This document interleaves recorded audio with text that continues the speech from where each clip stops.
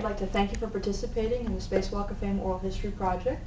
And if you could state your name for us, and then we'll proceed with the interview. Well, I'm Robert Sieck, better known as Bob, and I've been involved in the space program directly for over 37 years. I became interested in the business of putting people and payloads into space when I was in college at the University of Virginia back in the late 50s. At that time, I was an engineering student. My goal was to graduate and become an Air Force pilot. I had been in the Civil Air Patrol while I was in high school, and my dad had been in the Air Force, and I thought that would be a good occupation to be involved in, and it would be a lot of fun. While I was going to college in the late 50s, they launched Sputnik. The Russians did that, and about the same time, of course, down here at the place called Cape Canaveral, this country started launching rockets with little payloads. And I got more and more interested in that. So at the time of my graduation from Virginia, which was in 1960, I decided that I was going to change my career path and go to a career of missiles and rockets, as opposed to flying airplanes. However, since in those days mandatory military obligation was part of every young man's life, I still had to go in the Air Force. And I spent 3 years in the Air Force as a weather forecaster, a meteorologist.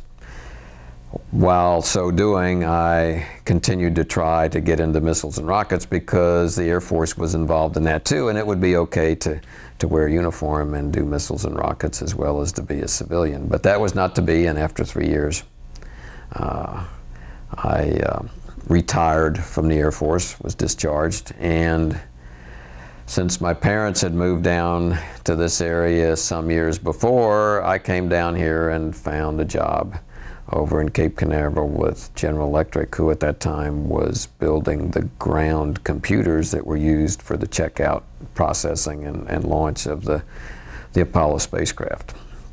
And after working for them for about a year, I was able to get my foot in the door with NASA. That was in 1964, and that started my career with NASA, which ended just a few years ago, finally. And my first assignment in NASA was really very exciting for a young engineer.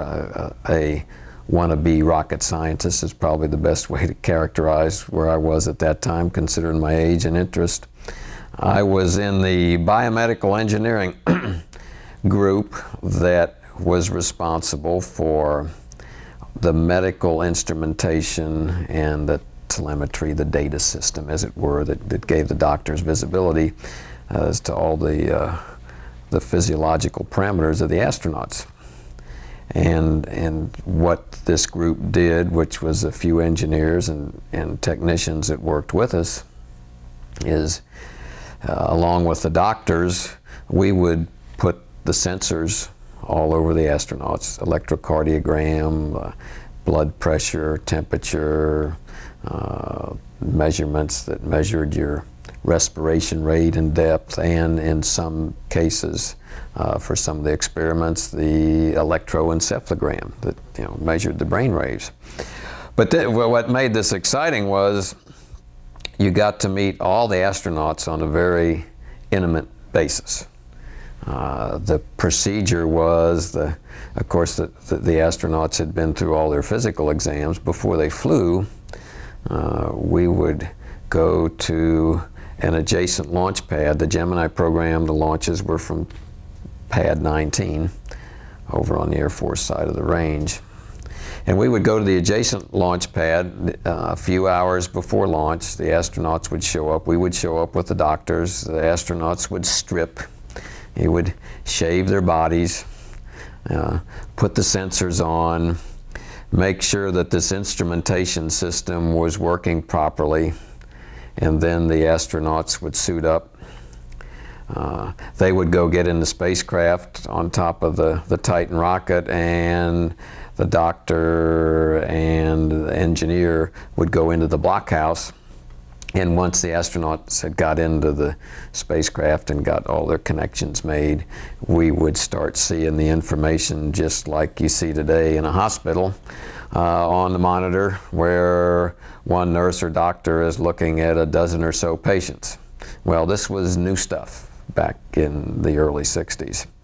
And the system, as it were, that provided the information had its technical challenges and glitches. So it was a challenge from an engineering standpoint to make sure all this stuff worked. But it was obviously very interesting to get to know these astronauts, because they get real personal when they're standing in front of you naked for an hour or so at a time, getting sensors put all over their body, which they felt was obviously somewhat of an invasion of their privacy, and they really didn't have a lot of tolerance and patience for that sort of thing. But it was necessary, because NASA at that time didn't have a whole lot of history or information on what the effects of the space environment were on the body, so they were very anxious to get this information and this data. And of course, the astronauts' biggest fear was that the doctors would pick up some kind of irregularity in their heart or something like that and scrub the launch or get them out of the astronaut corps. So there was the level of trepidation, but very interesting to talk with these guys. And as you might expect, the astronaut corps back then, where they were all test pilots, and they had the test pilot approach to everything. They had their egos. They had a lot of confidence. They wouldn't unnecessarily take risk, but they were definitely the goggles and scarf group of people. But very interesting, and they were all technical as well as precise in what they did. They had senses of humor, but they had little tolerance for stuff that didn't work, or sloppy work, or tests and activities that didn't occur per the schedule and that sort of thing. And they would let you know. They also were very cool, as it were, when the launch count process would proceed on, and you get closer to liftoff, you would expect the anxiety to pick up. It certainly did for me as a young engineer. But looking at the parameters from these astronauts, they would be just fine, and you'd see their heart rate and electrocardiogram bouncing along at 70 beats per minute or something like that, and it'd get close to T0, and it'd maybe go up to 80, 90 beats per minute. But they were cool customers. They enjoyed what they were doing, and they were obviously the right people. The right stuff comes to mind. They were the right stuff for that job, sitting on top of a rocket that hadn't had that much of a history of being successful. I do recall one time where I asked the doctor what was going on here. This was Gemini 6, and Wally Schirra and Tom Stafford were the two astronauts, and this was the first attempt to put Gemini 6 up there. We proceeded on toward liftoff, T0. Heart rates were like we'd seen all of those before that. They were running maybe 80 beats per minute. The engines ignited on the Titan II rocket, and then they immediately shut down about a second later, which was the first launch abort I had experienced in my at that time brief career with NASA. And there was the usual, a lot of chatter on the intercom systems in the blockhouse as the engineers and the test conductors did all their safing activity and that sort of thing. And I was tuned into that because it was interesting, but I was also watching the astronauts' heart rates. And they started going up and up and up, and to levels was over, 110, 120 beats per minute that I had never seen before. And I remember asking the doctor, I said, what's going on here? The instrumentation's working fine. That the engineer responsible for the instrumentation. I said, the data is what it is. What's going on here? He said, he said, it's pretty obvious they're mad. He said, it's just sunk in that they're not going to fly today. In fact, it may be weeks before the technical problem is all sorted out and they get to go fly again. And there's another launch just coming that's real close called Gemini 7. It's no telling when they're going to get fly. So that's finally sunk into them. And what you're seeing is what your body reacts to when you are really mad.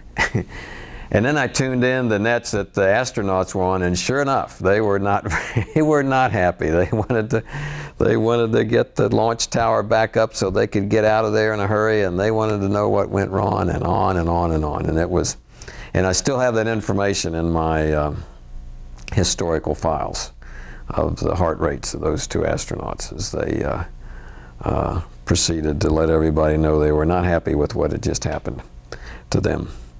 But Gemini program was as we proceeded on with it, the medical aspects of space flight became more understood. There was less emphasis on that when we transitioned to the Apollo program.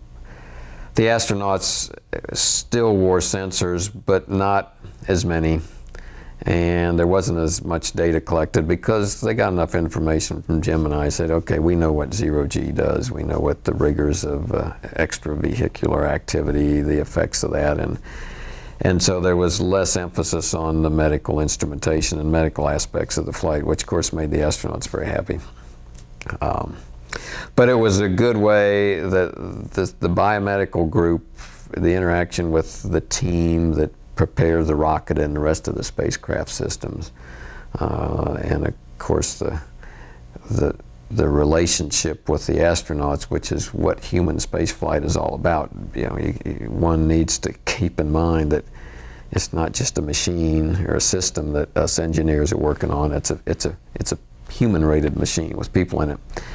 But that that was good orientation for me for the rest of my career in the space program with Apollo and subsequently Shuttle.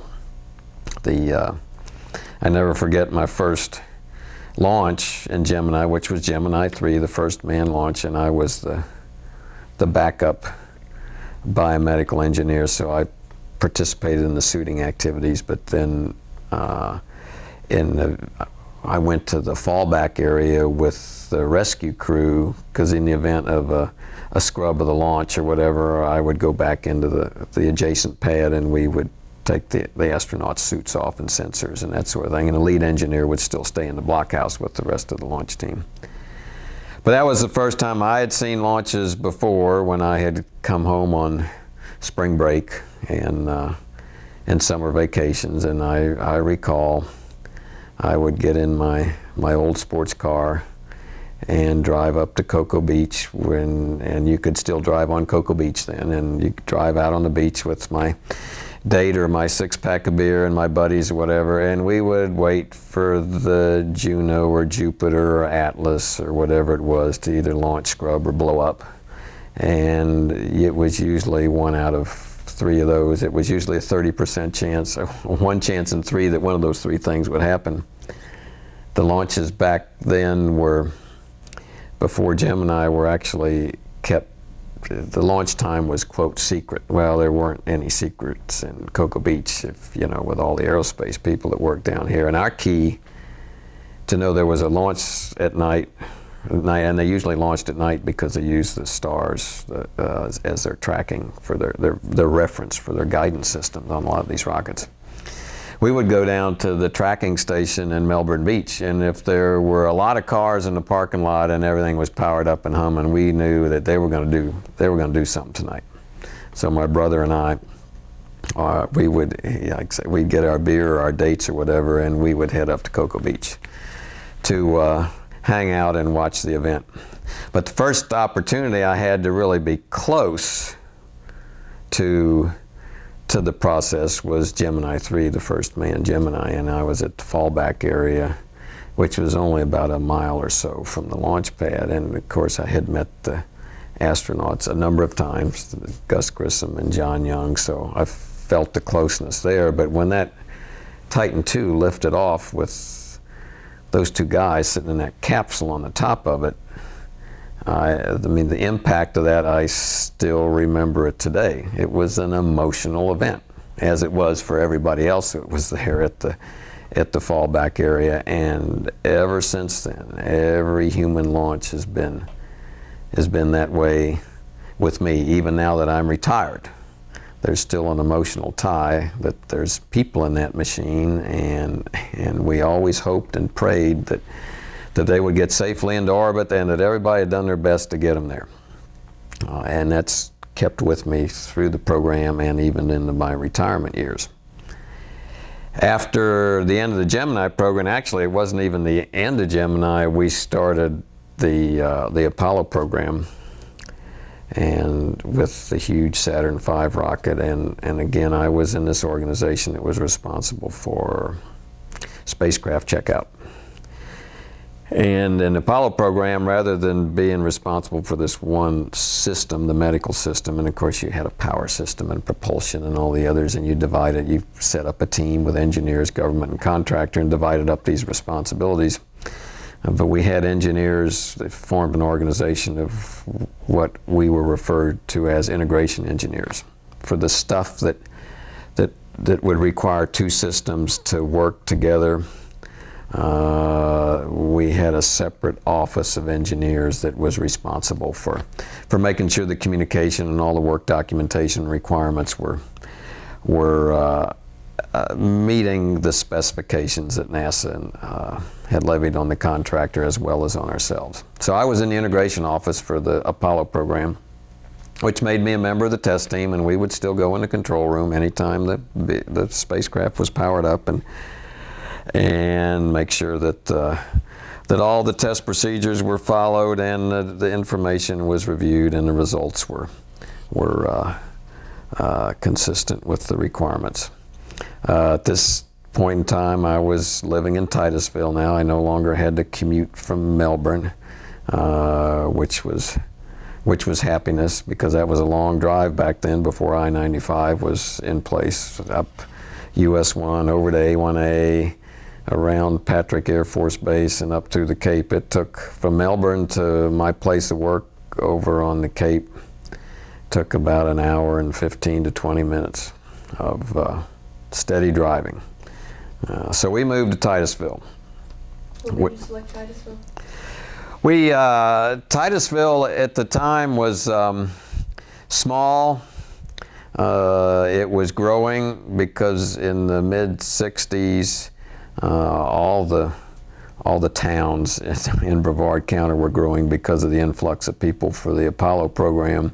But the growth in Titusville seemed to be more manageable. The traffic wasn't that bad. There was plenty of schools for the kids, plenty of new homes, low-cost homes in the neighborhood. We looked at Cocoa, but I wouldn't say it was too rural, but the opportunities for housing close to schools weren't as good there. Merritt Island, we didn't like the traffic at all. We're small town folks. I was raised right outside of Washington, D.C., and I appreciated the fact I didn't have to deal with all the traffic that I noticed every time we drove into the big city. My wife was from Sanford, Florida, which was even a smaller place than Titusville. So Titusville seemed to be a good place to reside. And we made a lot of friends there.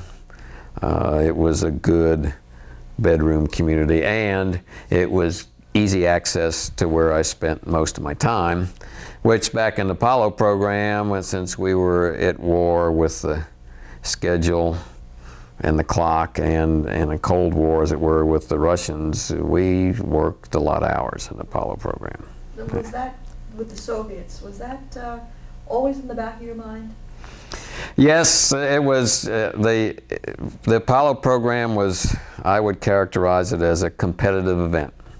We were, and Americans and particularly me, I like sports. I'm a competitive person. And we were competing, there was no doubt in my mind, we were competing with the Russians. I don't know whether the information we were getting was correct, but we felt they were trying to get there before we did, and we didn't want them to score. So we were going to get there before they did. In addition to the arbitrary, the goal that President Kennedy had, of course, established to get this done by the end of the decade, i.e. 1970, get it done by 1969. And so that was there also, which was the internal adrenaline to urge us on. So, and we had, and everybody got caught up in that. We had a great team, government contractor team, large. Wow, the people complain about traffic now when they drive out to the Kennedy Space Center or over on the Air Force side. There was twice as many people working here then. Traffic jams were commonplace at rush hour in the morning and in the evening, but we were working around the clock 7 days a week anyway. For you, what in Apollo workday? What would be in your Oh, normal workday in Apollo was a 12-hour shift, and about 6 days a week, and you would alternate from essentially 7 in the morning to 7 in the evening. You would enjoy that for a week. Hopefully you got Sunday off. Sometimes you didn't because you get behind schedule, and then after you had your day off, you would work the 7 at night till 7 in the morning. And that was the organizations that had more resources. They could divide it up into 3 shifts a day. But for the most part, our office, because of our resources and the demands to be there in the control room anytime our spacecraft was undergoing power-on testing, we were usually on 12-hour shifts. So it was, I didn't get to see a lot of the family in those years, but they understood it. Dad was helping the country get to the moon, and Dad was having fun doing what he was doing, so the family tolerated that. In hindsight, I know I missed a lot of quality time with my family, particularly my kids, because at that point in time I had a son who was a couple of years old, and in 1968 our daughter was born. And I always remember that because what really brought it to home that I had missed quality time with my children was when I watched the Tom Hanks movie, the HBO series From the Earth to the Moon, and one of those 1-hour segments focused on Apollo 8, which was one of my spacecraft. And of course it told the story of Apollo 8 and the trip that took us into lunar orbit and brought us back. But it also had snippets of all the other activities that occurred that year, which in hindsight went right over my head as a rocket scientist that was working 12 hours a day, 6, 7 days a week. I'm sure that I saw it in the headlines that Martin Luther King was killed and Bobby Kennedy was killed, and these ugly riots were going on in Chicago and that sort of thing, but it was probably, it held my attention span that much, and then it was gone because my focus was right here. I'm out, we're trying to get to the moon on Apollo 8. We want to get it done by the end of the year to prove out the system so we can go to the moon next year and still beat the Russians and still get it done by 1970. So my focus was not on other worldly events or the family. And it didn't, and it really didn't hit me until I saw that movie a few years ago. Said, you're right, you probably missed 1968 in its entirety. Even though these other events happened and your daughter was born, you probably missed the whole thing, Bob. And I'm sure I didn't miss all of it, but I know I missed a lot of it. And do you think that was solely you, or was that indicative of many of it? Oh yeah, that was the I'm sure because the people I worked with were just as intense as I was about the work we were doing, and we spent so much time out there. Our family became the space workers that we worked with, and we actually saw more of than we did our own families. Because after 12 hours at the rocket ranch, as we referred to it, and after that, you just existed the other 12 hours of your day. You're worn out emotionally, usually physically. You had to get some sleep. So you didn't see much of your family and your off-site friends. You were, your livelihood was out here at the Space Center, and to the degree that that was accepted of not just those of us in the spacecraft group that did the checkout and servicing and inspection on our spacecraft, but the launch vehicle people and the folks that were building the facilities and getting them ready. For all the big tests, because they were always run on an around-the-clock basis for either from a couple of days up to a week, the management, the government contractors would put cots in the transfer aisle of the VAB so people could take naps and get rest between one shift and their next shift. And I wouldn't refer to it that the Space Center was running a sweatshop, but when you relate it to the policies and guidelines for today, for what is a responsible work week for an individual, you don't work people like that. You don't expect them to do that. In fact, as management, you don't tolerate it for them to work that long, that hard on any one thing. But back then it was accepted because we're going to the moon, and we're going to do it by the end of the decade, and we're going to beat the Russians, and. So it was acceptable back then. Rules were different. Risk was better accepted then than it is today, and Apollo 13 is a perfect example of that. The Apollo 13 happened because a component failed inside of an oxygen tank, but that component failed because it was stressed beyond what it was certified to do, and it was stressed beyond that because we, in fact, myself and our team of engineers, did that to it in one of our ground tests. Although we had the authority to do it, and after we did this operation, which actually caused that little component to fail, a lot of people a lot smarter than us looked at all that and said, well, that's okay, we can go fly that anyway. In hindsight, that was the wrong thing to do.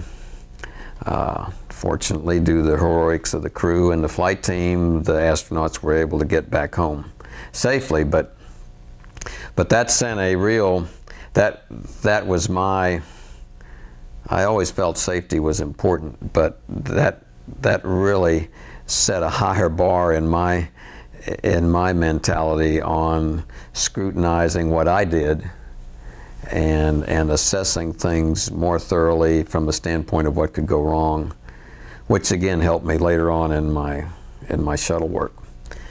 But it was a reminder that how much more acceptable risk was back then, because that particular incident, which is a combination of hardware failures and some human factors, decisions that in hindsight were not good decisions.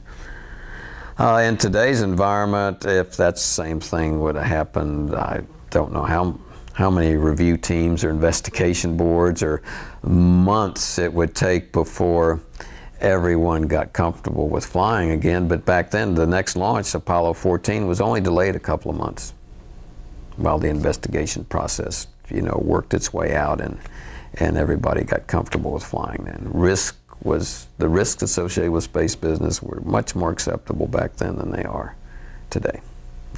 They were. That was certainly, Apollo 13 was a memorable event in my career with NASA, but probably the most memorable was Apollo 11. And Apollo 11, not because I was the backup engineer on this integration team for Apollo 11, so I wasn't in the control room at the time of the launch. I would go back out there if the launch scrubbed, so that the lead engineer could, for that particular spacecraft, could get some rest and try again the next launch attempt. And we lived here in Titusville. And Titusville was a booming bedroom community back in 1969. There were more schools then than there are here today. There were more kids here then than there are today, although the general population is probably about the same. But it was what I call a bedroom community, a lot of young families. Bursting at the seams, the malls. I mean, everybody enjoyed full employment, as did all the merchants in the town. But Apollo 11, a couple of days before the launch of Apollo 11, the people started coming to town. And people came from everywhere. It was not just like the standard winter tourist system in Florida. And there were license plates from every state in the Union, and these cars were parked. We lived 2 miles from the river, back up here behind one of the elementary schools, and you couldn't get more than a block from home, and there were cars parked from out of state days before the launch of Apollo 11. The campers, of course, had packed the river and the prime viewing spot at least a week before.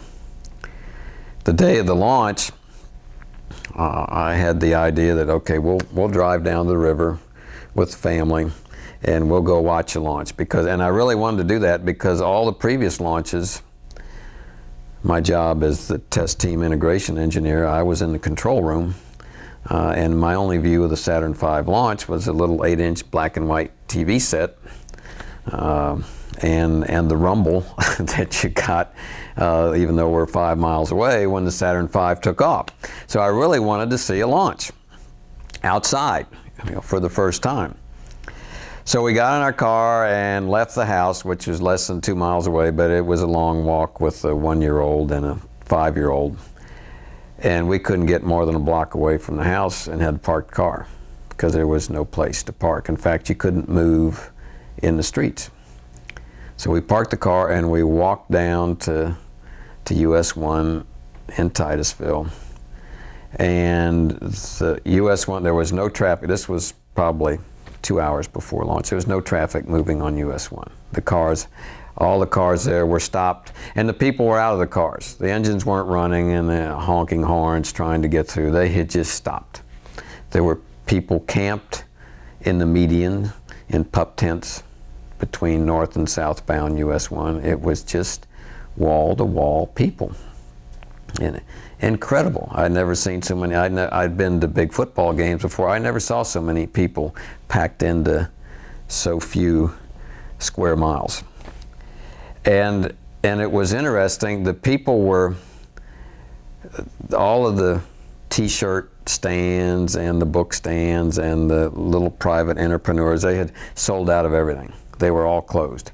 People were pulling up grass. They were taking rocks and pieces of the asphalt and putting them in bags in their pockets and whatever as souvenirs for the Apollo 11 launch, which still hadn't happened yet, of course. And as I was standing there, sitting there with my family waiting for the launch to proceed, I was thinking, out there at my desk at the Space Center, there's the launch countdown procedure for this Apollo 11 mission. It's 5,000 to 10,000 pages of 3-ring binders full. If I had that in my hands right now, I could walk up and down here and sell every page of that for at least a couple of dollars a page to these people. I could sell the T0 page for I don't know how many hundreds of dollars, and I was thinking how much money I could have made off of this stuff that when I go out there tomorrow, I'm gonna throw it away just like we do all of our procedures after we've finally gotten that mission off the ground. And I just kicked myself for not, and I still remember that, so that was a golden opportunity to sock away some college education money for your kids, and you blew it. But that notwithstanding, it launched, and I still remember the roar from all of these thousands of people, and the cheering and the clapping and the pride that they had in my way of thinking of it, the work that I was part of. It really made you feel good. Really made you feel good. Another memorable event in my career. But after that, it was okay, back to work again, and after Apollo 17, of course, that was the last. I still had the same job through then. After Apollo 17, that was the last one. And so ended the Apollo program. It was, and the last year of that, unfortunately, was the light at the end of the tunnel. You could see it was over with, and for a lot of the people, that light at the end of the tunnel was unfortunately a train, because it meant layoffs, and you're going to have to leave. The work is going to be gone after that mission. You're going to have to leave and go elsewhere. So a lot of our friends that we had become close with in this short period of time, and had grown up as we had in the space program in this area, they left town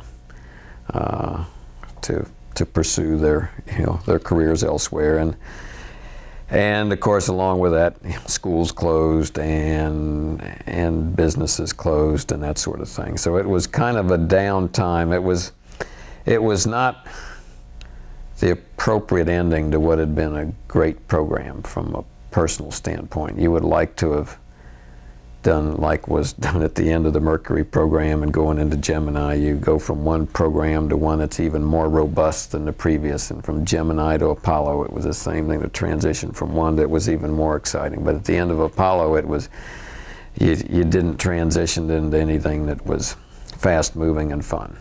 The shuttle was still on the drawing boards, and it was going to be a lot of years of desk work, as it were, before you would have fun interacting with the team again to put quality products into space. But that was the nature of the business. After seeing the excitement of people with Apollo 11 and the roar of the crowd and everything, could you understand the apathy that the American public developed with each ensuing Apollo Apollo launch? And did it make any sense to you? Well, no, it didn't. It was, as an engineer, no, and still doesn't today. Of course, as an engineer, I never took any psychology courses in college or something, so I don't know much about how the human brain works. But no, I mean, because to me, every mission, I mean, even Apollo 17, which was my last one as an engineer, to me it was just as exciting as all the ones prior to that had been. It took just as much effort, and I had just as much pride in the work that I had done. But it obviously didn't capture the rest of the country like Apollo 11 did. And I don't know what it is in the psyche of the makeup of humans. It's just like the shuttle program. Every time we launch a crew into space on the shuttle, whether it's a payload scientific mission or whether it's associated with a space station. I mean, to me, history is made every time. Yet when one of our heroes, my hero too, like John Glenn, flies on the shuttle, the interest from the media and the public goes up an order of magnitude, because there's more of this personal identification with John Glenn, and then that spreads into the mission itself. For those of us that are in the program, I always felt a personal identification with every astronaut that ever flew, whether they were John Glenn, John Young, or Johnny Come Lately astronaut. They're all the same to me. They're heroes in their own right. But obviously the public doesn't look at it that way. Why, I don't know. Maybe it's because the only view they get is from a much greater distance than the one that I was privileged to have, obviously. But that's the way it is. And it didn't aggravate that. I mean, you just have to accept it. That's the way it is. That's human nature. The thing about human nature that's probably harder to take is is back in the Apollo program, again, when you made a mistake, there was more tolerance for mistakes. There was more acceptance of risk. In today's environment, and it cost a lot of money to get there, but we were successful. Notwithstanding Apollo 1, which was, there's a lot of lessons learned from that, but we did our job. We met the goals that the country had, and we had a lot of fun in the process. And it cost a lot of money to do it, but that's what it costs to get the job done and to do it right. And people accepted that. Well, even though the program was terminated after Apollo 17, in the big picture it was going to go to Apollo 20, and there was 3 more sets of Saturn V's and spacecraft ready to go. But the country obviously had had enough. There was other priorities for the money. The less acceptance of risk, I think, was seeping in, and people said, well, okay, you got to the moon, you proved your point, you got your rocks, you finished all the major scientific objectives. Now we don't want to end this program on a bad note with Apollo 13, that we won't be as lucky as we were on Apollo 13, so it must be, you know, it's time to put an end to the program.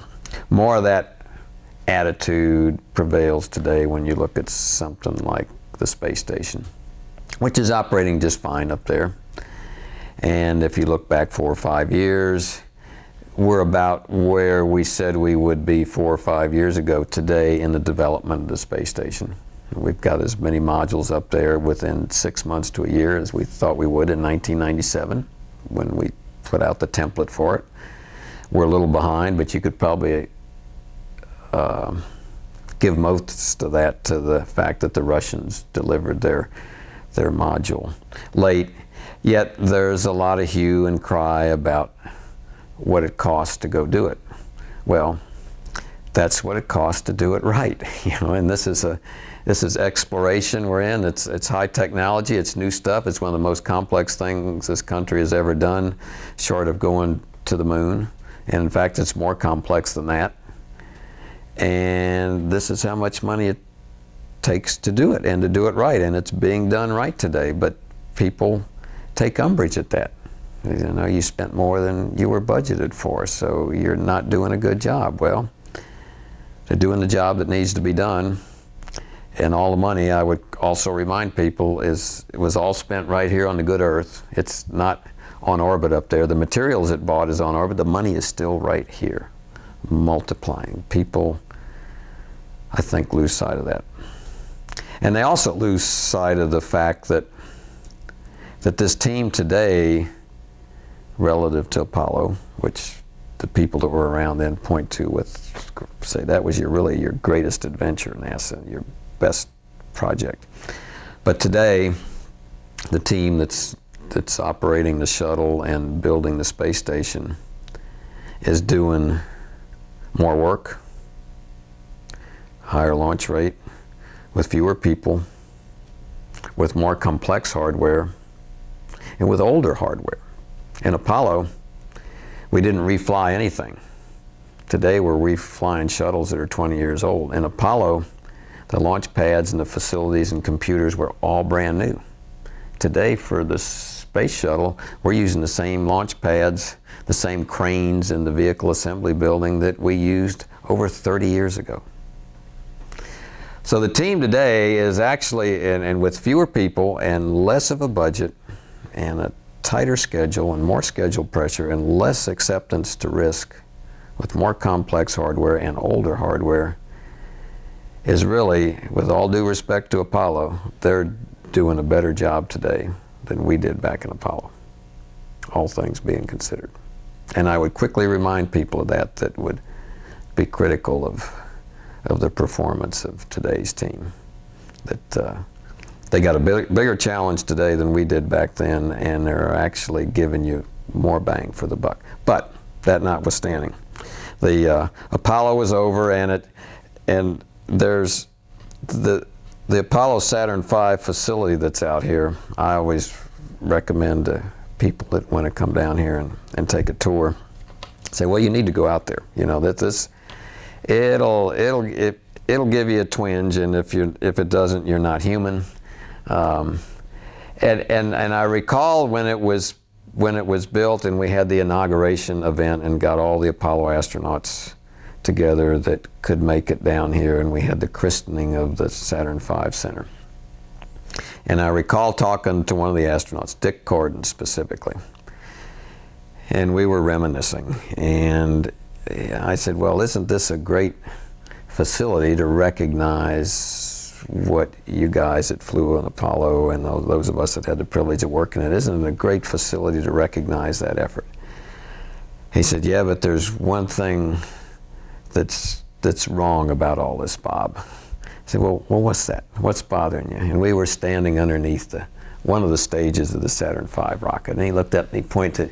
He said, you see that rocket? I said, well, yeah. I said, that was my rocket. I was going to be commander of the Apollo 18 mission, which is what that stage came from, and that was going to be my opportunity to go walk on the moon.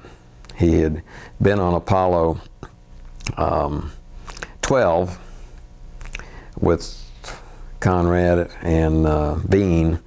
No, I'm sorry, he'd been on Apollo 10 with Conrad and Bean, which was just a fly around, and had not had the opportunity to go.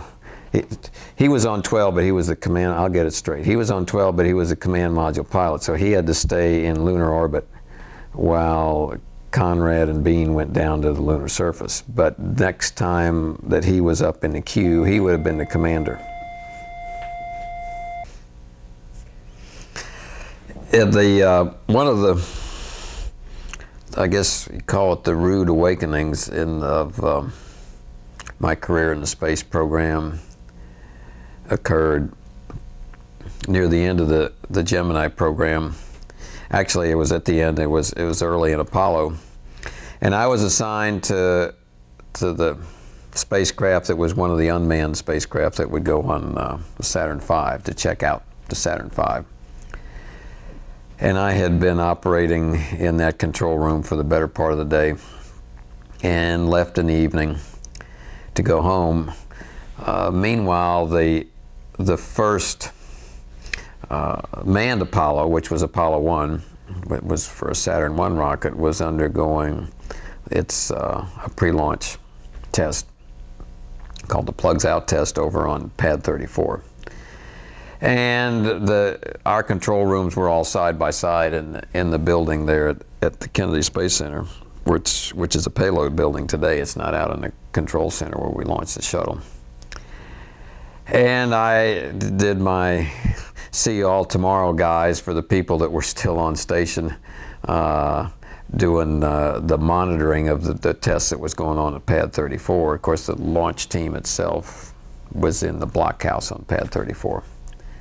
And I got home and turned on the evening news. There was a day I got home early for a change, 6 o'clock news.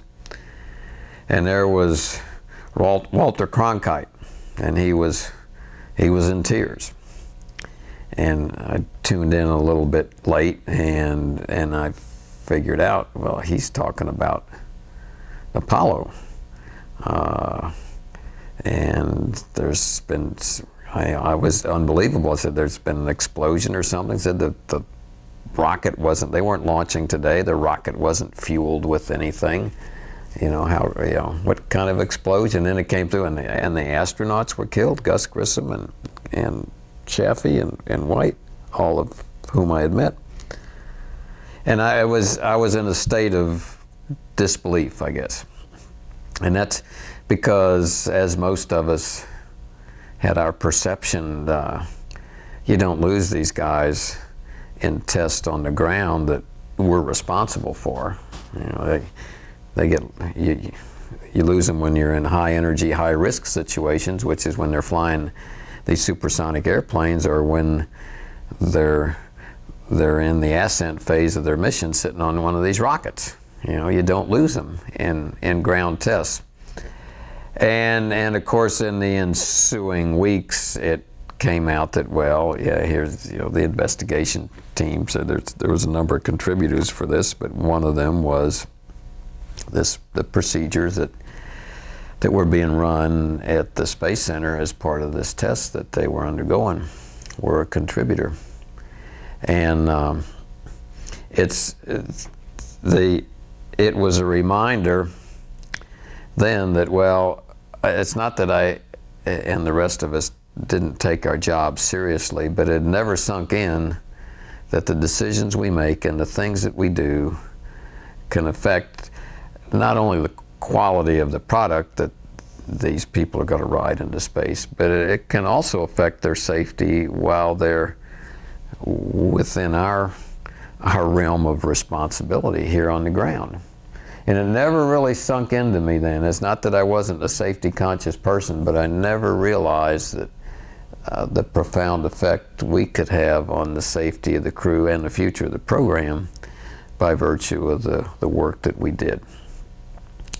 And in hindsight, and when I look at Apollo 13 and the cause of that accident, which we, again, on the ground team were a factor in the root cause of that accident, as the investigation report brought out, because the component that failed inside the tank that subsequently caused the explosion of the Apollo 13 spacecraft, we had subjected it to higher voltage than it was rated for.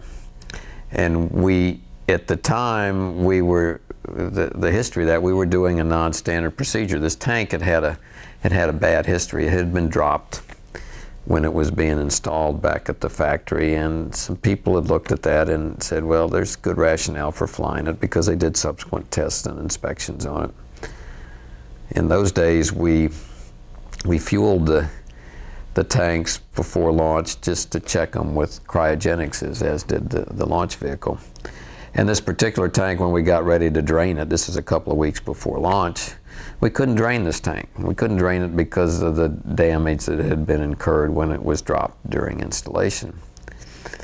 So we had a powwow of all the people, including the astronauts, that took more than a few days, and that what was developed then was a procedure to use the heaters in the tank to boil off the liquid oxygen and use a different route to vent it out. And then we could get the tank dry, and we could run the rest of our pre-launch activity, and it would operate just fine in flight, because there's other connections on that tank that supply the liquid oxygen to the crew and to the rest of the systems that required it. So when we were operating this procedure on my shift, along with the test team that was responsible for executing these procedures, the engineer that was looking at the parameters of the tank noted that the temperature had gone above the level where we could effectively monitor it anymore. And it didn't mean that it was real hot in the tank, because the range of these are cryogenic liquids that when the tank's filled, they're minus 200 and some degrees Fahrenheit. So the range of the transducer was from ambient temperature down to minus hundreds of degrees. And when there was no cryogenics in the tank, you didn't have any visibility on the tank temperature either, because it was always warmer than that. But he was letting us know that, hey, there's liquid oxygen in this tank. It's not full anymore, but he couldn't monitor the temperature anymore. And of course, we were operating these heaters to boil off this liquid oxygen out of there. When we had pressure measurements in the tank, we had no visibility on the temperature. And we also had no visibility on how much power we were putting in the tank from our ground power supplies.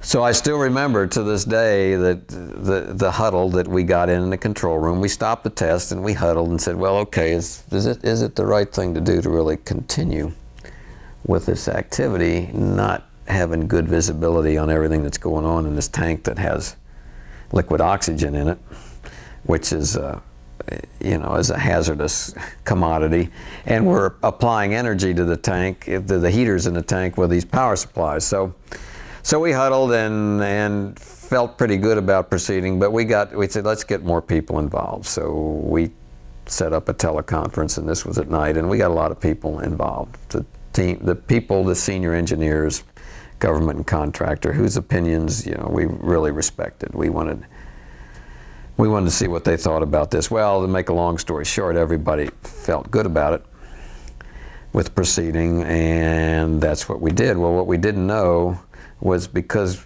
that we had applied this higher voltage to this component than it was certified for. And this went right over the heads of everybody that we discussed it with that night. We had actually caused the component to fail, and it's like a thermostat on your wall.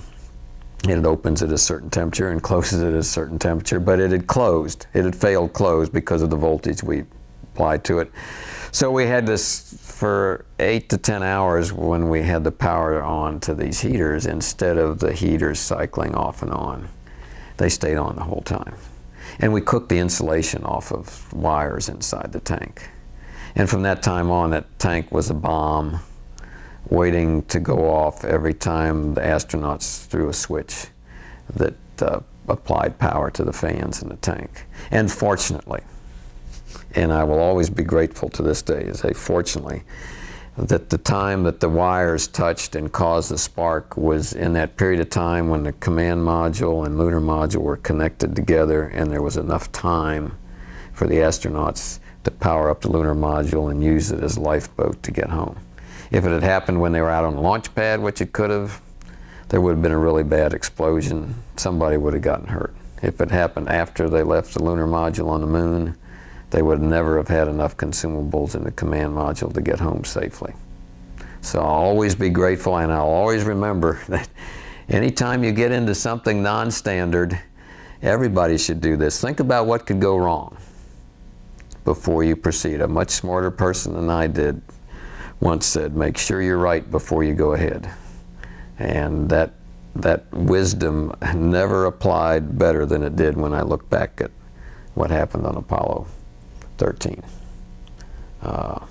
Never did. And fortunately, we got the crew back, and the astronauts were, even to this day, they will joke about it, even though I still feel a little squeamish because I was part of the reason they never got to go walk on the moon. But I'm grateful, as they are too. They got back home safely.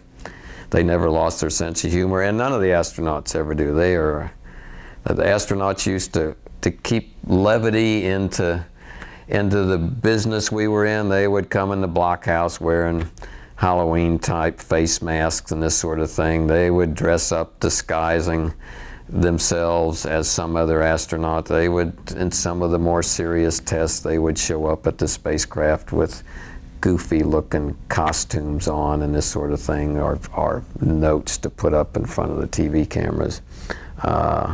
They're all good, down-to-earth people that like to have a good time but are really good at what they do, and that was the way it was back in Mercury, Gemini, Apollo, and it still is today. There was probably more levity back then than there is today, because it was a smaller group of people and they all knew one another real well and knew a lot of us also, so it was easier to joke and have a good time. And your one most memorable humorous moment? Well, the funniest. That it would probably be tough to, I'm sure there's some jokes that we heard as a launch team members and I know they did, it just put us on the floor laughing, but for the life of me, I can't remember what the jokes were. It's a sign of age. That's okay. Well, I'd like to thank you for participating.